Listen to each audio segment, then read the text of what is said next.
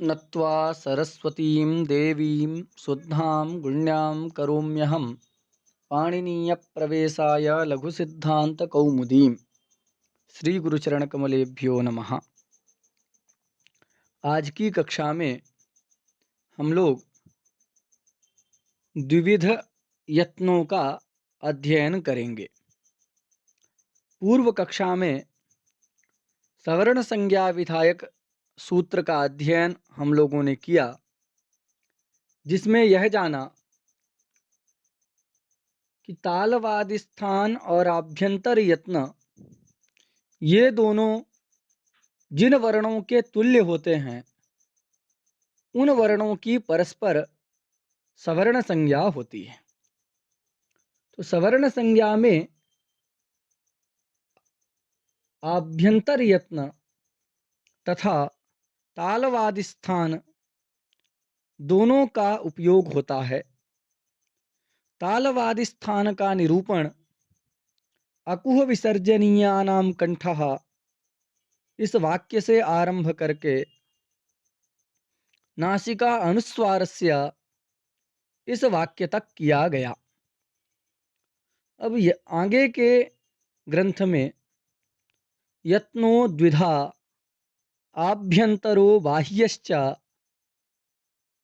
इस वाक्य से आरंभ करके यत्नों का निरूपण किया जा रहा है। तो सबसे पहले बतलाया गया कि यत्न दो प्रकार के होते हैं, आभ्यंतर यत्न और बाह्य यत्न। सवर्ण संज्ञा में आभ्यंतर यत्न ही उपयोगी है, बाह्य यत्न का सवर्ण संज्ञा में उपयोग नहीं है। तथापि उसका उल्लेख यहाँ पर किस प्रयोजन से किया गया है, इसको अभी कुछ देर में हम लोग पढ़ेंगे। किंतु पहले आभ्यंतर यत्न का हम लोग अध्ययन करते हैं। देखिए, आभ्यंतर यत्न क्यों कहते हैं? तो आभ्यंतर यत्न का तात्पर्य है कि ये अंदर होते हैं। आभ्यंतर मतलब अंदर होते हैं, इसलिए इनको आभ्यंतर यत्न कहते हैं। किसके अंदर होते हैं? कई आस्य के अंदर ये होते हैं। आस्य मतलब मुख। तो मुख में होने वाले जो यत्न हैं, वर्णोत्पत्ति से तुरंत पहले अव्यवहित प्राक काल में मुख में जो यत्न होते हैं, उन मुख में होने वाले यत्नों को ही आभ्यंतर यत्न से कहा जाता है।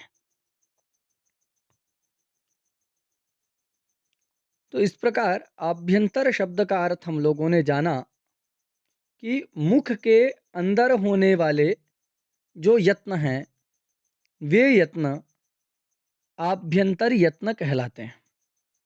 अब यहाँ आस्य शब्द से क्या अर्थ लेना है?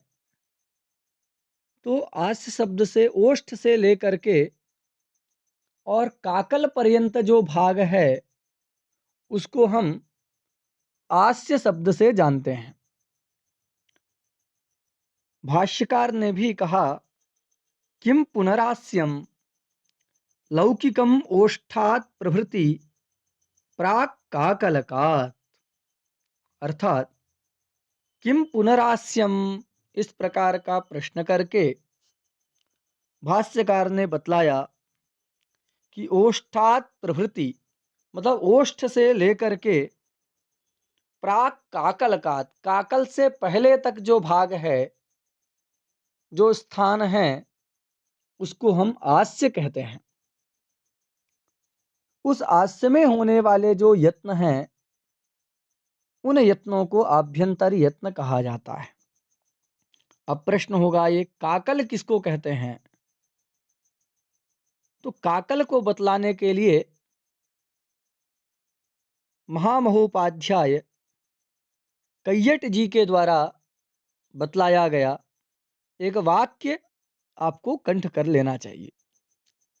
वह वाक्य इस प्रकार है, काकलको नाम चिबुकस्य अधस्तात् ग्रीवायाम् उन्नतप्रदेशः। काकलको नाम चिबुकस्य अधस्ताद् ग्रीवायाम् उन्नतप्रदेशः। अर्थात काकल उसको कहते हैं कि जो चिबुक के नीचे है। चिबुकस्य अधस्तात्, चिबुक मतलब हनु, ठुड्डी।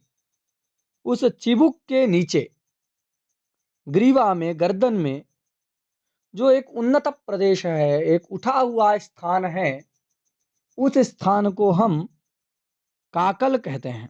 जो एक हड्डी सी निकली रहती है गर्दन में, उसी को काकल कहते हैं। तो क्या निष्कर्ष निकला कि ओष्ठ से लेकर के और गर्दन में जो एक उठा हुआ स्थान है, जो काकल है, उतने स्थान को आस्य कहते हैं। और आस्य में होने वाला जो यत्न है, उसी को आभ्यंतर यत्न कहते हैं। ये आभ्यंतर यत्न के नामकरण में हेतु समझना चाहिए। अब दूसरा प्रश्न है कि आभ्यंतर यत्न कितने होते हैं। तो ग्रंथकार लिखते हैं कि आद्यः पंचधा, कि जो पहला यत्न बतलाया गया आभ्यंतर यत्न, वह 5 प्रकार का होता है। वे कौन कौन से हैं तो उनको जानना चाहिए। स्पृष्ट, ईषद स्पृष्ट, ईषद विवृत, विवृत तथा संवृत। ये 5 आभ्यंतर यत्नों को ग्रंथकार ने बतलाया। स्पृष्टे सत्पृष्टे सदविवृत विवृत संवृत भेदात, इस वाक्य के द्वारा। आभ्यंतर यत्न के जो ये 5 भेद बतलाए गए हैं, ये अनुभव सिद्ध हैं। अनुभव के अनुरोध पर ही इस प्रकार का नामकरण किया गया है। क्या अनुभव है तो उसको ऐसा समझना चाहिए कि जिस समय वर्णों की अभिव्यक्ति होती है, वर्ण उत्पन्न होते हैं, उससे अव्यवहित प्राक काल में तुरंत पूर्व, थोड़ी देर पहले, जो जिह्वा का अग्र भाग है, जिह्वा का उपाग्र भाग है, मध्य भाग है और जिह्वा का मूल भाग है। तो वर्णों के उत्पत्ति से पहले जिह्वा का अग्र, उपाग्र, मध्य और मूल भाग, जो मुख में विद्यमान तालवादी स्थान हैं, तो तत्त वर्ण के उत्पत्ति के जनक तालवादी स्थानों को जब ये जिह्वा के अग्र, उपाग्र, मध्य और मूल भाग बढ़िया से एकदम ठीक तरह सम्यकतया स्पर्श करते हैं, तब उन वर्णों का स्पृष्ट प्रयत्न कहलाता है।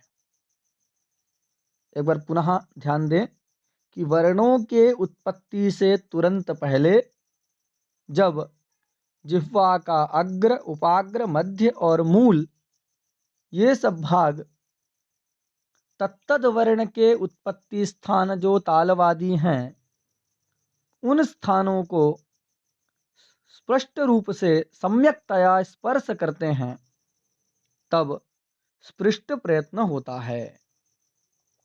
तथा जब थोड़ा एकदम हल्का सा स्पर्श करते हैं, ईषत् स्पर्श करते हैं, तो ईषत् स्पर्श जब होता है, उस समय ईषद स्पृष्ट प्रयत्न बनता है। तथा विवृत शब्द का प्रयोग किया गया है। विवृत का मतलब है दूर में स्थिति, दूर में रहना। तो जब ये तालवाद मतलब जिह्वा के अग्र, उपाग्र, मध्य, मूल, ये जो भाग हैं, ये भाग तत्त उत्पत्ति स्थान तालवादियों का स्पर्श नहीं करते, अपितु दूर में स्थित रहते हैं, उस समय उन वर्णों की जब उत्पत्ति होती है तो विवृत प्रयत्न होता है। और जब बहुत दूर नहीं रहते हैं, ईषद दूर में स्थित रहते हैं, तो ईषद विवृत प्रयत्न होता है। और जब स्पर्श भी नहीं करते, दूर में भी नहीं रहते, समीप में जाकर के अवस्थित होते हैं, समीप में तालवादी जिह्वा के अग्र, उपाग्र भाग जो है स्थित रहते हैं, उस समय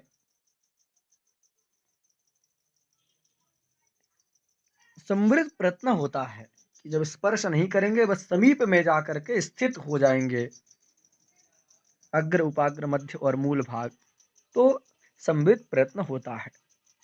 तो इस प्रकार से हम लोगों ने अभी पढ़ा कि 5 आभ्यंतर यत्न हैं। स्पृष्ट, ईषद स्पृष्ट, ईषद विवृत, विवृत तथा संवृत। और ये संज्ञाएं क्यों दी गई हैं, यह नामकरण क्यों किया गया है, इसके पीछे का जो हेतु है उस हेतु को भी हम लोगों ने जाना कि जब सम्यक रूप से जिह्वा के अग्र उपाग्र मध्य और मूल भाग स्पर्श करेंगे तो स्पृष्ट, ईषद स्पर्श करेंगे तो ईषद स्पृष्ट, दूर में रहेंगे तो विवृत, ईषद दूर में रहेंगे तो ईषद विवृत, और समीप में अवस्थित होंगे तो संवृत प्रयत्न होगा। इस प्रकार का इसको हम लोगों ने जाना। अब किस वर्ण का कौन सा प्रयत्न होगा, कौन सा आभ्यंतर यत्न होगा, इसका उल्लेख करने के लिए ग्रंथकार लिखते हैं तत्र स्पृष्टम प्रयत्नम स्पर्शानाम। यहाँ प्रयत्नम के स्थान में प्रयत्नम ऐसा लिखना चाहिए, ऐसा व्याख्याकारों का आग्रह है। उसका कारण यह है, अथवा प्रयत्न लिखना चाहिए, क्योंकि ये प्रयत्न शब्द में नंग प्रत्यय हुआ है और नंग प्रत्यांत जो शब्द है वह पुलिंग में ही प्रयुक्त होता है। तो प्रयत्नम ये नपुंसक लिंग में लिखना ठीक नहीं है, ऐसा टीकाकारों ने विप्रतिपत्ति यहाँ प्रस्तुत किया है। इसलिए ये तो प्रयत्नम करें अथवा प्रयत्न, ऐसा जो है पाठ करना चाहिए। लेकिन चलिए, अभी ग्रंथकार ने लिखा है तत्र स्पृष्टम प्रयत्नम स्पर्शानाम। तो जो अर्थ क्या है कि जो स्पर्श संज्ञक वर्ण है उन स्पर्श संज्ञक वर्णों का स्पर्शानाम इत्युक्ते स्पर्श संज्ञकानाम वर्णानाम स्पृष्टम प्रयत्नम, कि स्पर्श संज्ञक जो वर्ण है उनका स्पृष्ट प्रयत्न होता है। स्पर्श संज्ञक वर्ण कौन है, तो आगे बतलाया जाएगा। कादयो मावसाना स्पर्शा, का से लेकर के माँ पर्यंत जो वर्ण हैं उन वर्णों को स्पर्श कहते हैं और उनका स्पृष्ट प्रयत्न होता है। ईषद स्पृष्ट प्रयत्न किनका होता है, तो कहते हैं ईषद स्पृष्टम अंतस्थानाम। जो अंतस्थ संज्ञक वर्ण हैं उन वर्णों का ईषद स्पृष्ट प्रयत्न होता है। अंतस्थ कौन है, तो यणो अंतस्थाः, इस वाक्य से अंतस्थ वर्णों को बतलाया जाएगा। यण वर्णों को अंतस्थ क्यों कहते हैं, इसका कारण हम लोग आगे पढ़ेंगे। विवृत, ईषद विवृत प्रयत्न किनका होता है, तो लिखते हैं ईषद विवृतम ऊष्मणाम। जो ऊष्म संज्ञक वर्ण है उन ऊष्म संज्ञक वर्णों का ईषद विवृत प्रयत्न होता है। ऊष्म वर्ण कौन है, तो आगे उसका भी उल्लेख किया जाएगा। सलह ऊष्माणः, सल ऊष्माणः, सल प्रत्याहार में आने वाले वर्ण ऊष्म कहलाते हैं और उन ऊष्म वर्णों का ईषद विवृत प्रयत्न होता है। ऊष्म क्यों कहते हैं, इसका कारण हम लोग आगे जानेंगे। विवृतम स्वराणाम, इस वाक्य के द्वारा स्वर वर्णों का विवृत प्रयत्न होता है, इसको बतलाया गया है। स्वर कौन है, तो अचस्वराः, इस वाक्य के द्वारा बतलाया जाएगा कि अच प्रत्याहार में आने वाले वर्ण ही स्वर कहलाते हैं और उन स्वर वर्णों का विवृत प्रयत्न होता है। सभी स्वरों का विवृत प्रयत्न होता है, ऐसा सामान्यतया प्रतिपादन करके ह्रस्व अवर्ण के लिए कुछ विशेष निरूपण कर रहे हैं। तो उसको बतलाने के लिए ग्रंथकार ने लिखा ह्रस्वस्य अवर्णस्य प्रयोगे संवृतम प्रक्रियादशायां तु विवृतमेव।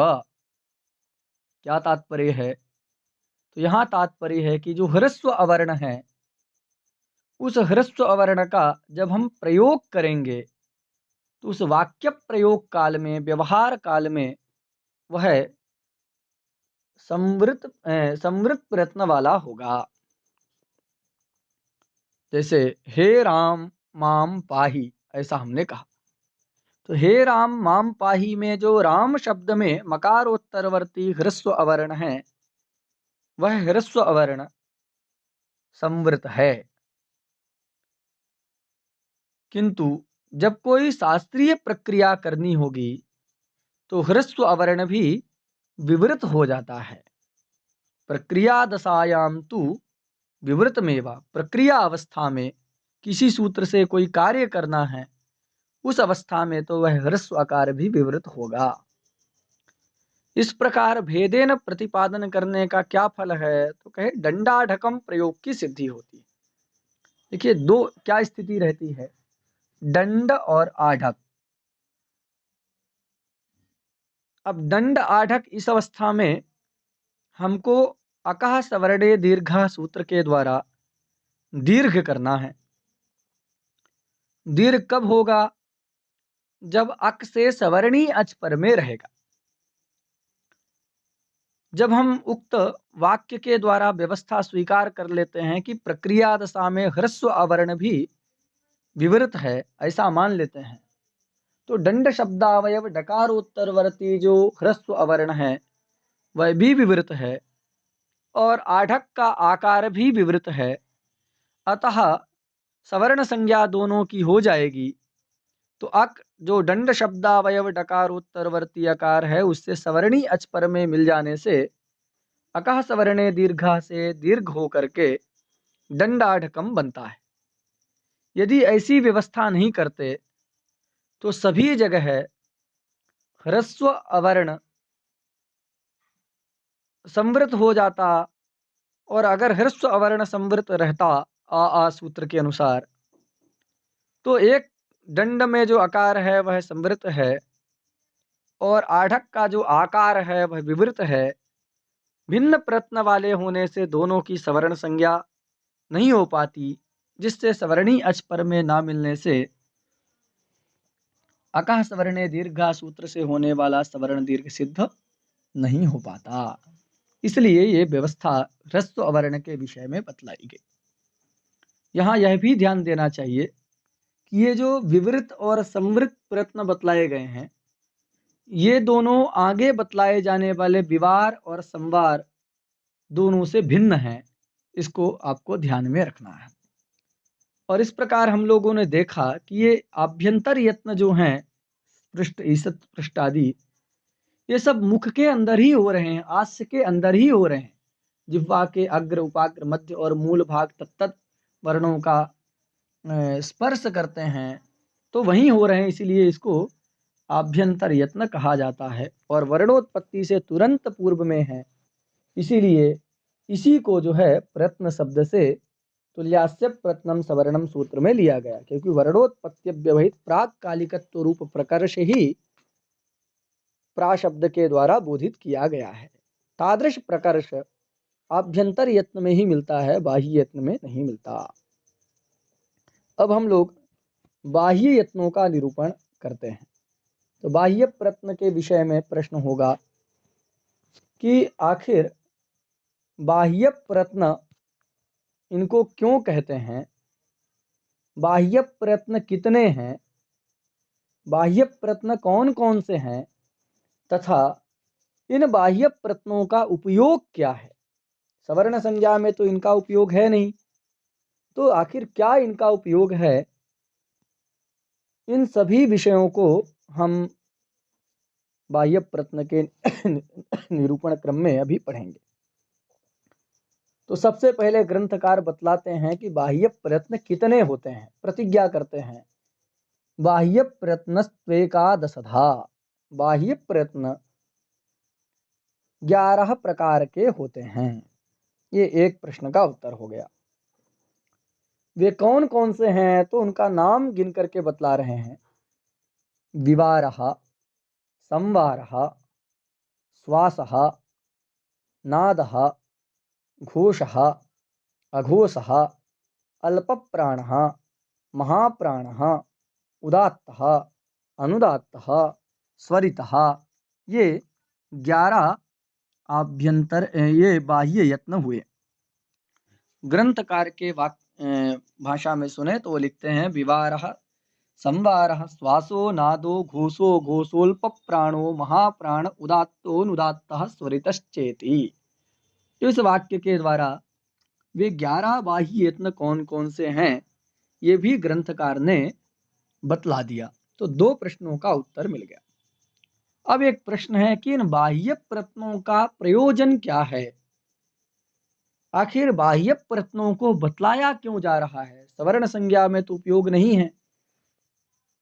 तो इसका उत्तर गीता प्रेस वाली जो पुस्तक है उसके टिप्पण में लिखा है और सिद्धांत कौमुदी के मूल में भी लिखा है। क्या लिखा है? तो वहां लिखते हैं कि बाह्य यत्नाः यद्यपि सवर्ण संज्ञायाम अनुपयुक्ताः तथापि वर्णानाम आंतरतम्य परीक्षायाम उपयोगो बोध्यः, ऐसा टिप्पणकार ने लिखा। सिद्धांत कौमुदी में भी इससे मिलता जुलता ही वाक्य उपलब्ध होता है कि बाह्य प्रयत्नाः सवर्ण संज्ञायाम अनुपयुक्ताः तथापि आंतरतम्य परीक्षायाम उपयोक्ष्यन्त इति बोध्यम। थोड़ा सा ही शब्दों का अंतर करके लिखा गया है। सिद्धांत कौमुदी में है बाह्य प्रयत्नाश्च यद्यपि सवर्ण संज्ञायाम अनुपयुक्ताः तथापि आंतरतम्य परीक्षायाम उपयोक्ष्यन्त इति बोध्यम। तो उपयोक्ष्यन्त इन्होंने कह दिया। और टिप्पणकार लिखते हैं कि बाह्य प्रयत्ना यद्यपि सवर्ण संज्ञायाम अनुपयुक्ताः तथापि वर्णानाम आंतरतम्य परीक्षायाम उपयोक्ष्यन्त उपयोगो बोध्यम, ऐसा लिखते हैं। क्या मतलब है? तो सीधा सीधा मतलब है कि जो बाह्य यत्न है यद्यपि सवर्ण संज्ञा में ये अनुपयुक्त हैं, अनुपयोगी हैं, तथापि जब वर्णों की आंतरतम्य परीक्षा करते हैं, सादृश्यतम परीक्षा करते हैं, उस समय इन बाह्य यत्नों का उपयोग होता है। जैसे आंतरतम्य परीक्षा क्या है? तो वाग हरि प्रयोग बनाते हैं। तो वाग रहता है, हरि रहता है। वाग हरि इस अवस्था में जयो होन्य तरस्याम सूत्र के द्वारा हा को पूर्व सवर्ण करना है। पूर्व वर्ण है गा। अब वे गा के 5 सवर्णी हैं, का खा गा घा गा। 5 में से कौन सा हा के स्थान में किया जाए? तो वहां हम आभ्यंतर यत्नों की सहायता लेकर के ही निश्चय कर पाते हैं कि हा महाप्राण वाला है, तो महाप्राण वाला ही इसके स्थान में आएगा। तो ऐसे 2 मिलते हैं हमको, खा और घा। उनमें भी और विचार करते हैं कि हा संवार नाद और घोष प्रत्न वाला है, तो संवार नाद घोष प्रत्न वाला घा ही होगा, जिससे वाग्घरी ऐसा प्रयोग बनता है। तो वाग्घरी इत्यादि में आंतरतम्य परीक्षा बतलाई गई है।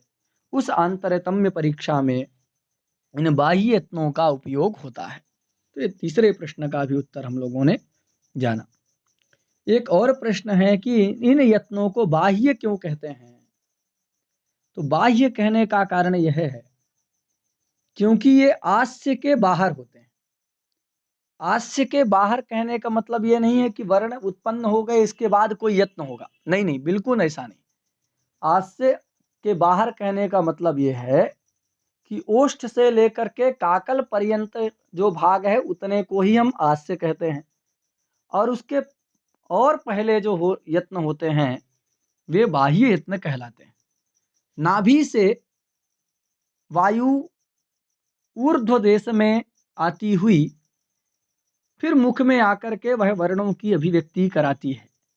तो नाभि से लेकर के और काकल पर्यंत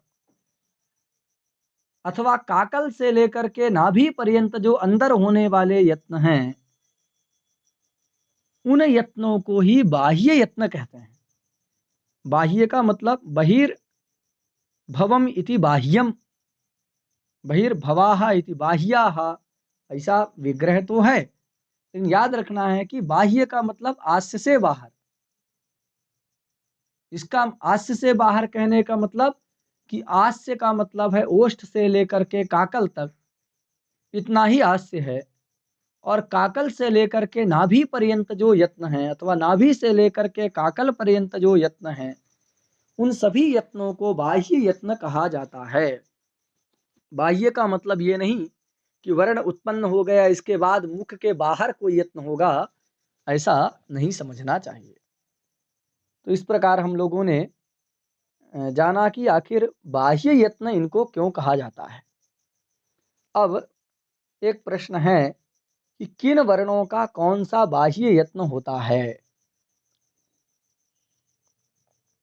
और ये जो बाह्य यत्न संज्ञा की बाह्य यत्न बतलाए गए हैं, विवार, संवार, श्वास, नाद, घोष, अघोष इत्यादि, तो ये नामकरण क्यों किया गया है, ये भी एक प्रश्न यहाँ उपस्थित है।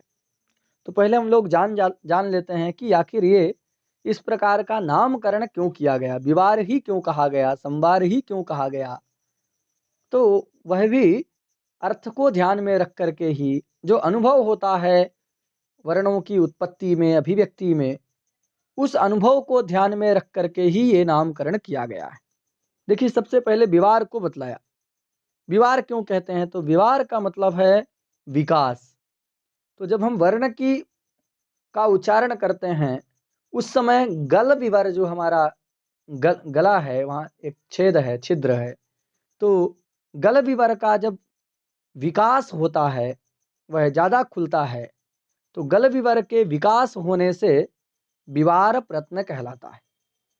जिन वर्णों के उच्चारण करने में उस गल विवर का संकोच हो जाता है, वह संकुचित हो जाता है, ऐसे वर्णों का संवार प्रयत्न होता है। तो विवार का मतलब हो गया विकास, गल विवर का विकास को विवार कहते हैं, और गल विवर के संकोच को संवार कहते हैं।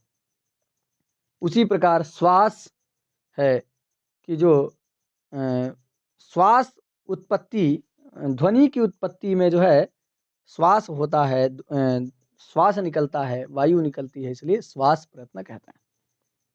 और ध्वनि का एक विशेष रूप है श्वासोत्पत्ति। श्वास मतलब श्वासोत्पत्ति होती है, वायु उत्पत्ति होती है, इसलिए श्वास प्रयत्न कहलाता है। और नाद कहा गया, नाद किसको कहते हैं, तो ध्वनि विशेष को नाद कहते हैं। और उसी नाद का एक विशेष रूप है घोष।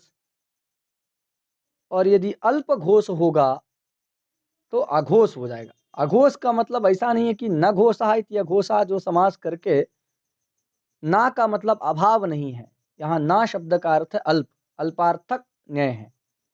तो अघोष मतलब अल्प घोष होता है, तो नाद हो गया।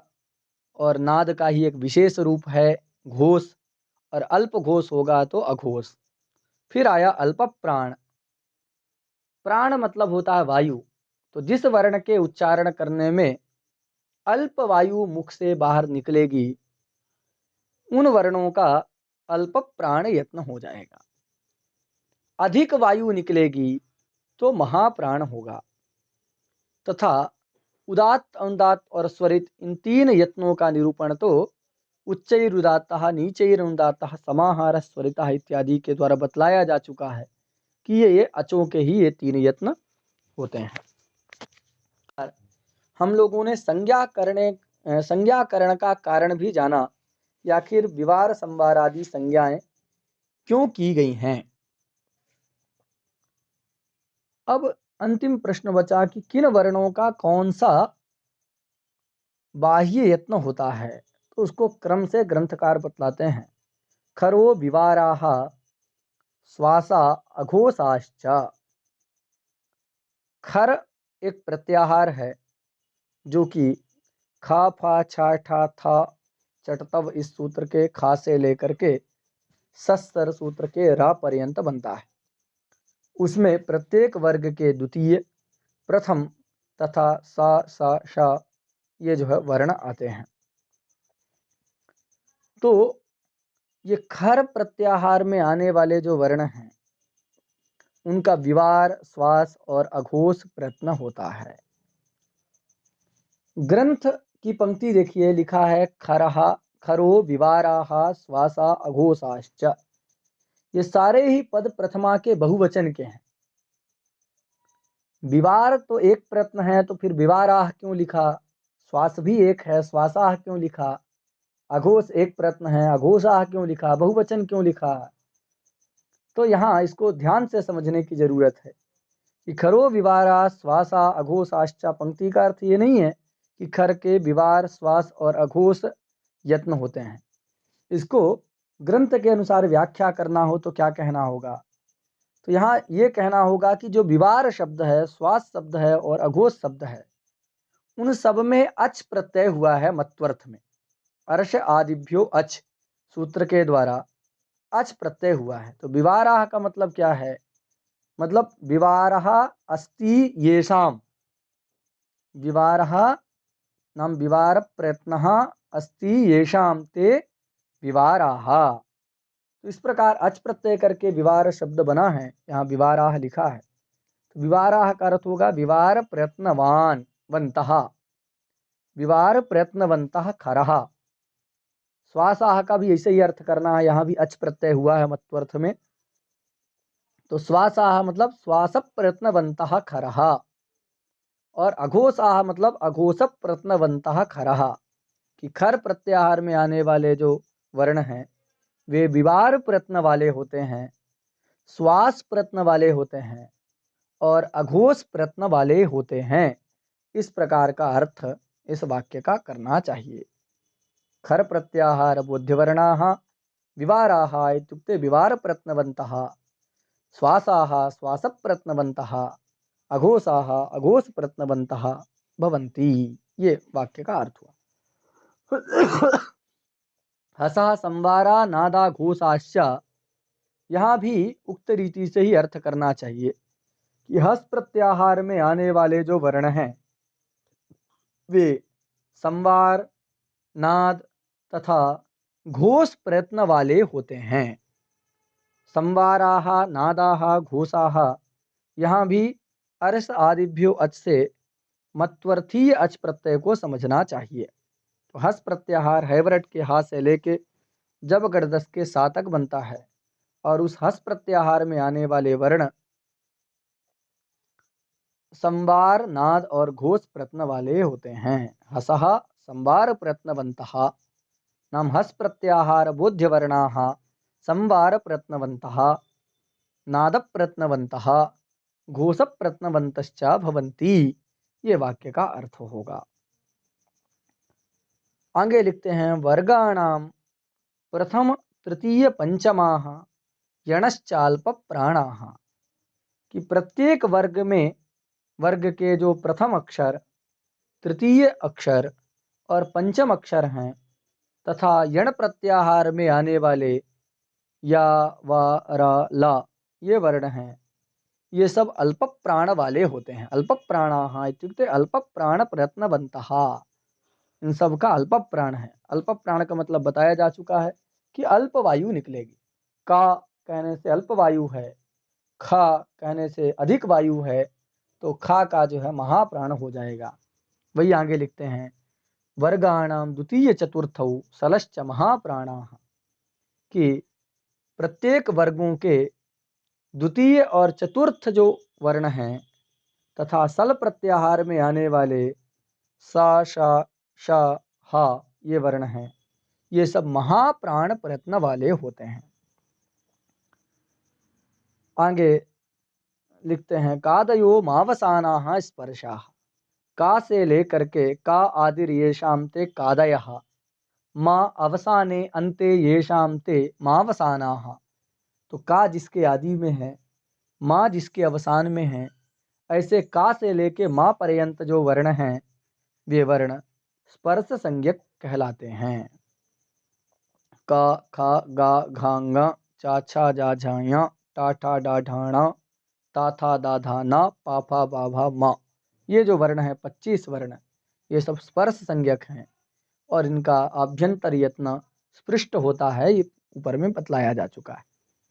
इसके बाद आगे लिखते हैं यणो अंतस्थाः, यण प्रत्याहार में आने वाले या वा रा ला ये वर्ण हैं, ये अंतस्थ कहलाते हैं। इन वर्णों को अंतस्थ क्यों कहते हैं? तो अंतर शब्द का अर्थ है मध्य। हाँ, इन वर्णों को अंतस्थ क्यों कहते हैं? तो शब्द से ही स्पष्ट है। अंतः अर्थात मध्ये, तिष्ठन्तीति अंतस्थाः। अन्ते मध्ये अंतः अर्थात मध्ये तिष्ठन्तीति अंतस्थाः, ये मध्य में रहते हैं, इसलिए इन वर्णों को अंतस्थ कहते हैं। किनके मध्य में हैं? तो अगर चतुर्दश सूत्रों को देखेंगे तो या वा रा ला, ये जो वर्ण हैं ये अच और हल दोनों के मध्य में है। ऐ औच तक अच का निरूपण है। फिर जो वर्गीय वर्ण हैं यमगणनम इत्यादि से आरंभ होते हैं तो उन दोनों के मध्य में पठित हैं, इसलिए मध्य में अच और वर्गीय वर्णों के मध्य में होने से इनको अंतस्थ कहते हैं। भाषा विज्ञान में इनको अर्धस्वर भी कहा गया है कि ना तो ये स्वर हैं ना ये व्यंजन है, अपितु अर्धस्वर के रूप में इनका निरूपण किया गया है। लौकिक वर्णमाला में भी देखेंगे तो वर्गीय जो व्यंजन हैं उनके निरूपण के बाद इनका निरूपण किया जाता है और इनके बाद में सा हा इत्यादि को बतलाया जाता है। तो वर्गीय व्यंजन और जो ऊष्म वर्ण हैं उनके मध्य में पठित होने से इनको अंतस्थ कहते हैं। तो वर्ण लोक में भी और चतुर्दश सूत्र में भी ये मध्य में ही पठित हैं, अतः इनको अंतस्थ कहा जाता है। सल ऊष्माणः के द्वारा बतलाया गया कि जो सल प्रत्याहार में आने वाले वर्ण हैं वे ऊष्म संज्ञक होते हैं। ऊष्म क्यों कहते हैं? क्योंकि इनके उच्चारण में वायु में थोड़ा ऊष्मता रहती है, गर्म वायु निकलती है, इसलिए इनको ऊष्म वर्ण भी कहा जाता है। और इनका ऊष्म का ईषद विवृत जो है आभ्यंतर यत्न होता है। अचस्वराः, अच प्रत्याहार में आने वाले आ ई उ री री ए ओ ऐ औ, ये सारे वर्ण स्वर कहे जाते हैं। भाष्यकार स्वर शब्द का विग्रह लिखते हैं, स्वयं राजन्ते इति स्वराः, जो स्वयं राजित हों अर्थात बिना किसी की सहायता के ही उच्चरित हो जाएं, ऐसे वर्ण स्वर कहलाते हैं। उच्चारण स्थान को बतलाते समय अकुह विसर्जनीयानाम कंठः इत्यादि से जब उनको बतलाया गया तो उपपद्मानीयाम नाम ओष्ठौ से उपद्मानीय और जिह्वामूलीय से जिह्वामूलम से जिह्वामूलीय वर्णों का स्थान बतलाया गया, किंतु जिह्वामूलीय किसको कहते हैं, उपद्मानीय किसको कहते हैं, इसका उल्लेख वहाँ नहीं किया गया था। उसका उल्लेख ग्रंथकार करते हैं अह का अह खा इति कखाभ्याम प्राग अर्ध विसर्ग सदृशो जिह्वामूलीयः। क्या तात्पर्य है? तो देखिए विसर्ग कैसे लिखते हैं। विसर्ग लिखने के लिए हम किसी भी अच वर्ण के बाद में दो गोला लगाते हैं, जो एकदम बिंदु सा लगा देते हैं, बिंदु बना देते हैं, वह उचित प्रक्रिया विसर्ग लिखने की नहीं है, इसको समझ लेना चाहिए। विसर्ग का मतलब दो बिंदु नहीं है, विसर्ग का मतलब है दो गोला। तो दो गोले छोटे छोटे हम बगल में रखते हैं, उसको विसर्ग कहते हैं। और वो जो दो गोले हैं ऊपर से थोड़ा सा मिटा दीजिए, नीचे से थोड़ा मिटा दीजिए, तो आधे विसर्ग की तरह, क्योंकि दो गोला को विसर्ग कहते हैं, ऊपर से थोड़ा सा हटा दीजिए, नीचे का थोड़ा हटा दीजिए, दोनों का, ऊपर वाले गोले का ऊपर से, नीचे वाले गोले का नीचे से, तो ये आधे विसर्ग की तरह जो दिखते हैं का और खा से पहले। तो का और खा से प्राक पहले अर्ध विसर्ग की तरह जो लेखन में दिखें, ऐसे वर्णों को हम जिह्वामूलीय कहते हैं, क्योंकि सदृश कह रहे हैं, अर्ध विसर्ग सदृशः सादृश्यंच लेखने उच्चारणे वा, उच्चारण भी करते हैं तो अह का, तो अर्ध विसर्ग की तरह उच्चारण, अह का अह खा, इस प्रकार अर्ध विसर्ग की तरह उच्चारण भी है और लेखन में भी अर्ध विसर्ग की तरह लिखा जाता है। इसलिए का और खा से पहले अर्ध विसर्ग की तरह लिखे जाने वाले अथवा उच्चरित होने वाले जो वर्ण हैं उनको जिह्वामूलीय कहते हैं। उसी प्रकार पा और फा से पहले अर्ध विसर्ग की तरह लिखे जाने वाले अथवा उच्चरित होने वाले जो वर्ण हैं उसको पद्मानीय कहते हैं। उदाहरण के रूप में अह पा अह फा, इस प्रकार हम देख सकते हैं। अंत में अनुस्वार और विसर्ग का प्रयोग कहाँ करना है, उसको ग्रंथकार लिखते हैं अंग अहा इति अचः परौ अनुस्वार विसर्गौ, कि अच से पर में ही अचः परौ अनुस्वार विसर्गौ, अच से पर में ही अनुस्वार और विसर्ग होते हैं। उदाहरण के रूप में आ सबसे पहले उच्चरित है वर्ण समाम्नाय में, तो आ के ऊपर जब एक गोला रहता है तो उसको अनुस्वार कहते हैं, और आ के बाद में जो दो गोले हैं उनको हम विसर्ग कहते हैं। तो ये आ को इसलिए रखा है क्योंकि आ ही वर्ण समाम्नाय में सबसे पहले पठित है। अन्य भी अच वर्णों के बाद में इनका प्रयोग होता है, लेकिन हल के बाद में नहीं होता। इसीलिए ग्रंथकार ने लिखा अचः परौ अनुस्वार विसर्गौ, अनुस्वार और विसर्ग अच के बाद ही प्रयुक्त होते हैं। इस प्रकार हम लोगों ने आज की कक्षा में आभ्यंतर और बाह्य इन दोनों प्रकार के यत्नों का विशद विवेचन किया। आज की कक्षा को यहीं विराम देते हैं। श्री गुरु चरण कमलेभ्यो नमः।